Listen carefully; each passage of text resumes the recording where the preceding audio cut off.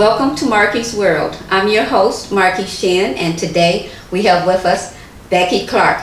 Becky is a senior citizen advocate. She's the one that you really want to have around when you need somebody to help you out with your loved ones that are up there in age, that are seniors.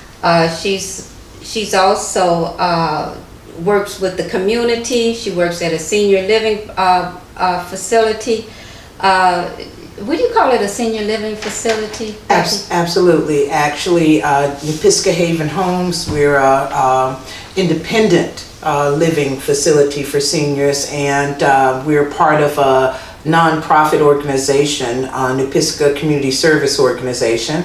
And we run non-profit organization. Yes, we are a non-profit organization, and what we do is we build low-income housing for seniors, veterans, first-time home buyers, single moms, and what we do is right now we have 2 senior locations, 1 veterans building. That's our prime locations right now. I am the resident service coordinator for one of the senior buildings, which is know.Her Haven Homes. Right, yes. right. Well, you know, one of the reasons why I wanted to have you visit with me is because I wanted to know some of the responsibilities and some of the tasks that you do with our senior citizens, because there's so many things that I wanted to touch bases on. A lot of people out there really don't know what to do with seniors, and this is an opportunity to kind of pay attention to this. Right. And really, she may be able to help you in the future. Right. So tell me, what's some of your responsibilities? Well, it's a variety of things actually. From the time that you would actually move into the building, we get together and we have an assessment, or we have some time that we actually spend together, so they get to know me, I get to know them, and I find out what they need. It really kind of starts from there. You move into this building, it's 62 and up. Mm-hmm. It's independent living facility, and so it's So they're 62. That's not really a senior citizen, is it? Is that disability? Oh, senior 62 is senior citizen. 62 and up. Wow. Well, yes. Oh, wow. I didn't know that. Yeah. So the thing is, though, when you move into the senior facility, is you want to try to keep as active as possible. I'm the person who's going to work with you through the aging process. Mm-hmm. There's a lot of things that we do in terms of one, I try to make sure that you are not isolated, that you're interacting with everyone in the building. I plan activities, I fundraise, I help with paperwork issues, home management, health care.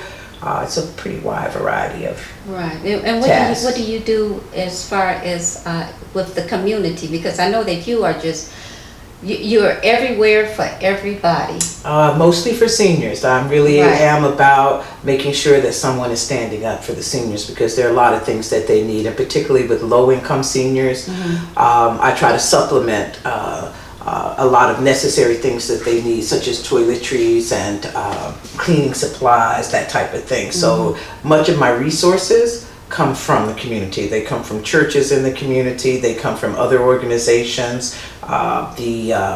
For instance, the senior subcommittee in our area works heavily with me on projects that we're doing in the community. I'm partnered with the Little Brothers Friends of the Elderly on a program that is called Great Neighbors, that will provide assistance to seniors who are struggling to live in their own home still, who have not moved on to senior living per se, apartment style. Yes. Yeah, but you know, it seemed like it's a lot of programs out.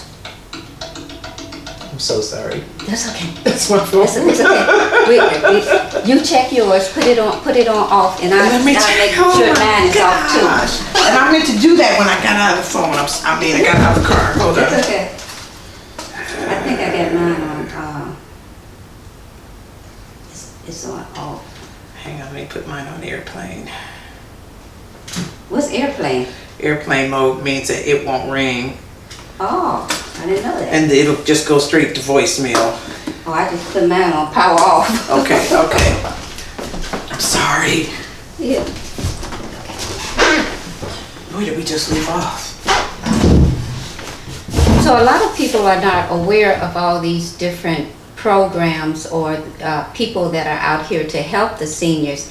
How do they find out about these things? Because sometimes if you don't know what you're looking for, you don't know what to ask for. Absolutely. So we have satellite senior centers that are positioned in various parts of the city, and there's usually one per neighborhood. Okay. Anything that you need to know, you can contact them, make an appointment, go in, and you can speak with an advisor that will make sure that you're getting all of the benefits that you possibly can.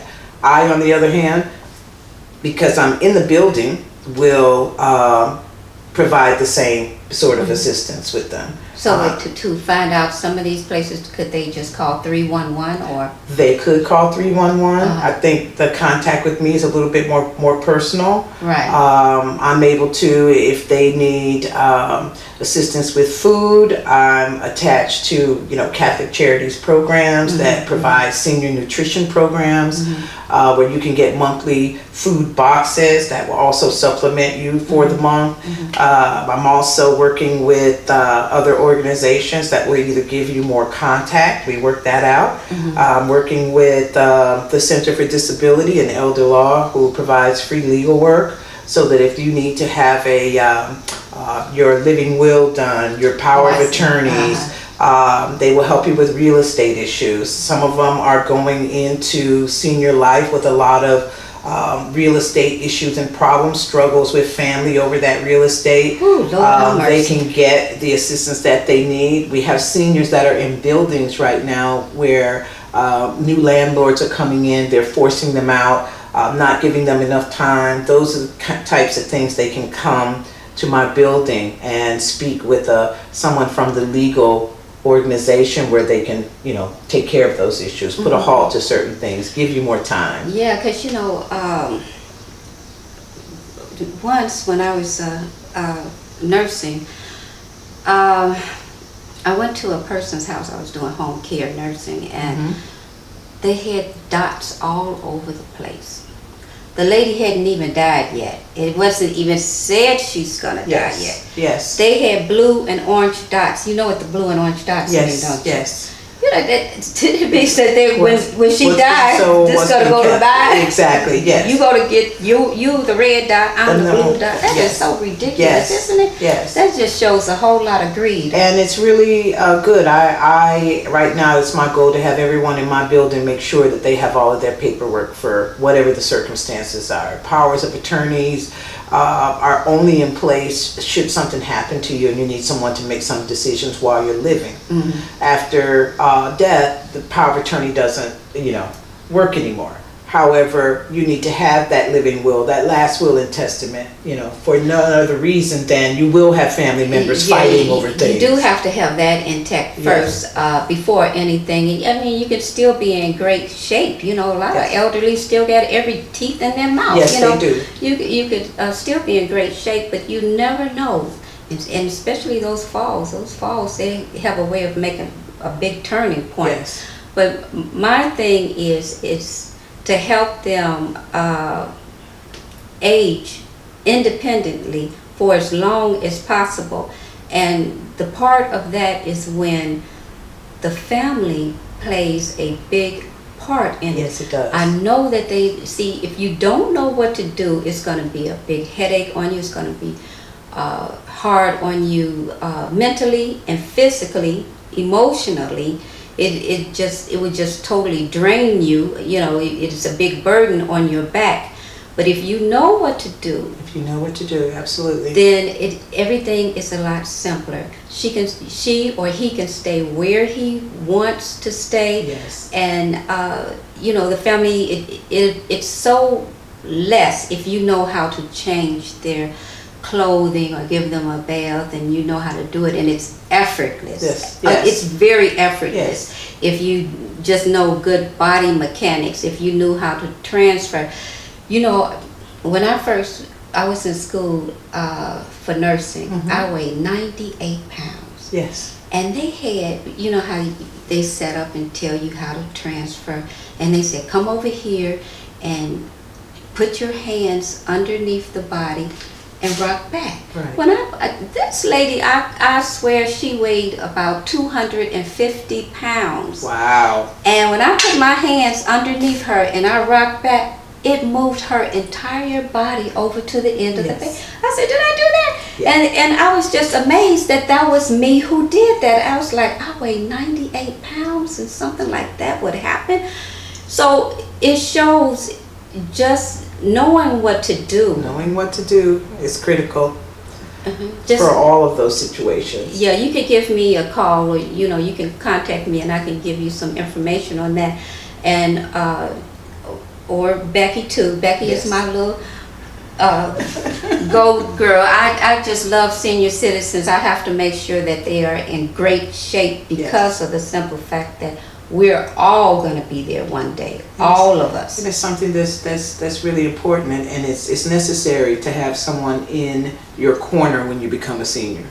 Someone like you said, who can kind of step in and help with a number of things. And family contact is so critical, and I do spend a lot of time educating my people so that they can feel in some way when they pick up the phone to call about that issue. Yeah, and that they know the things to ask, what to ask, what Right. to be sure that how to make sure you're not getting into something that's just going to be a quick deal now. And then, for example, I have a resident right now that is somehow or another, I don't know whether he talked to them on the phone or he might have mailed something back in the mail. An offer came in, we'll get you this coupon service, you can get discounts on travel, you can get all of these things. And then this was in 2015. They have been hitting him once or twice a month for a fee of $19.95 a month. Oh my God.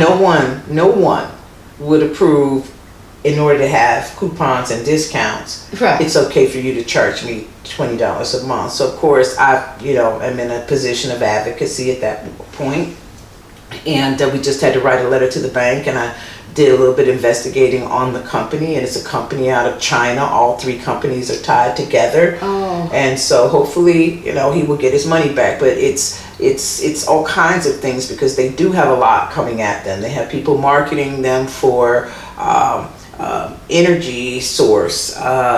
It may be something as simple as, hey, you get this deal with a coupon. It could be, send me money now and I'll support you, or send money in support of some program, some political program that may not even be in place, that may not be legit. But what's the worst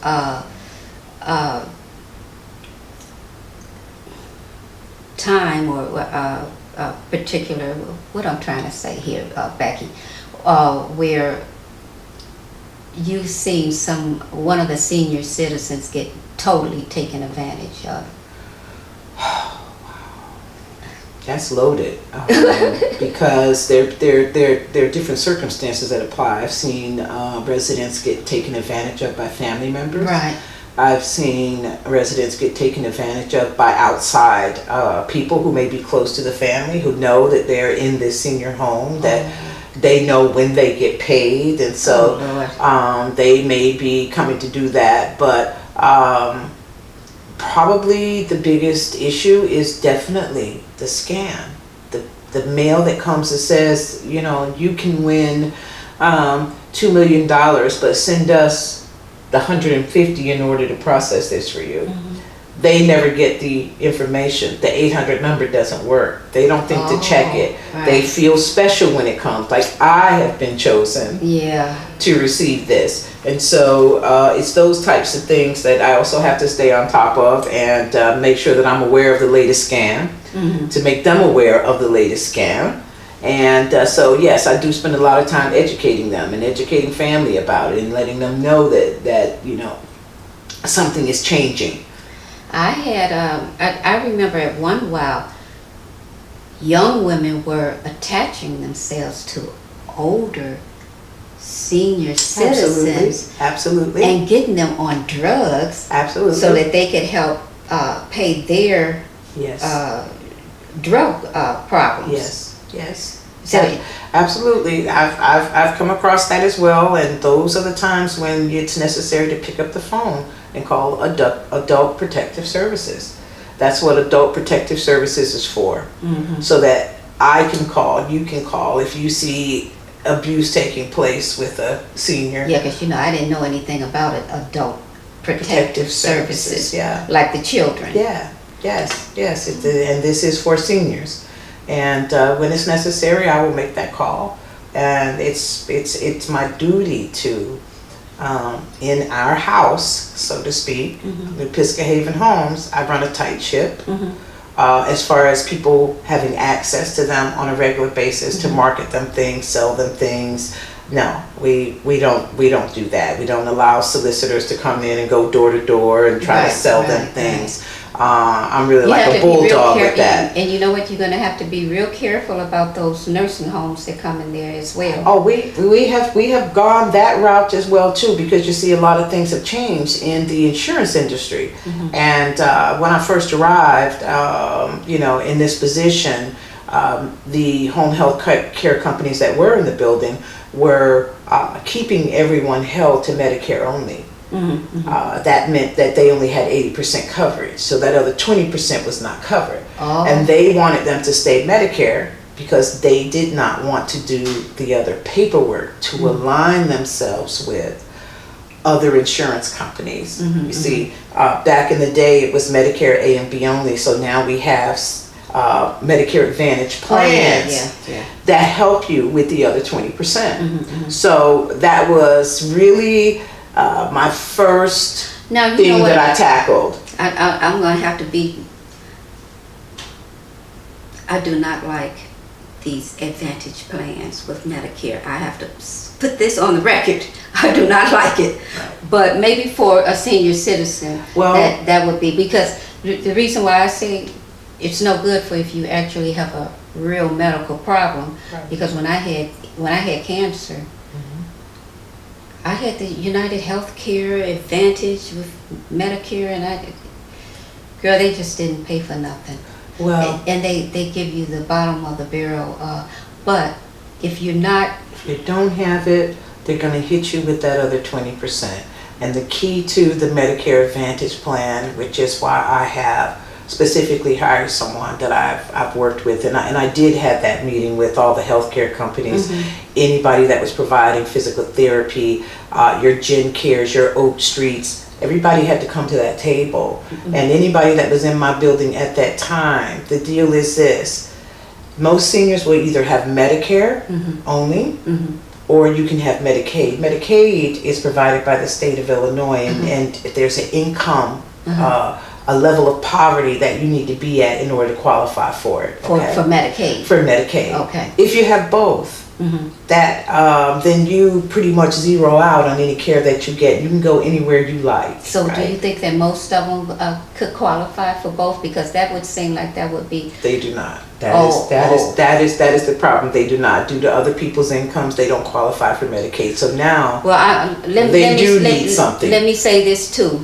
For me, I didn't like it. Yes. Now, maybe for them, it might be well. It may be okay. It's getting the right company. Not everyone works. Not every plan works for every senior. Yeah. That's the thing. Yeah. Because and asking the right questions. If for a senior, it's about what type of long-term care plan do you have for me? That is really crucial. I have seniors who do understand the process now. They probably would be great like that if it was just for their appointments. But see, like a person like me, life death situation thing. Yes. It's just horrible, when they say no. Well, here's the thing. Here's the thing you do need to know though, which a lot of seniors or families of seniors don't understand, is Medicare only. Medicare makes all the decisions. Problem is that if you have something really heavy go down, now you've got another 20% out there that's not covered and it's billable to your mother or your father.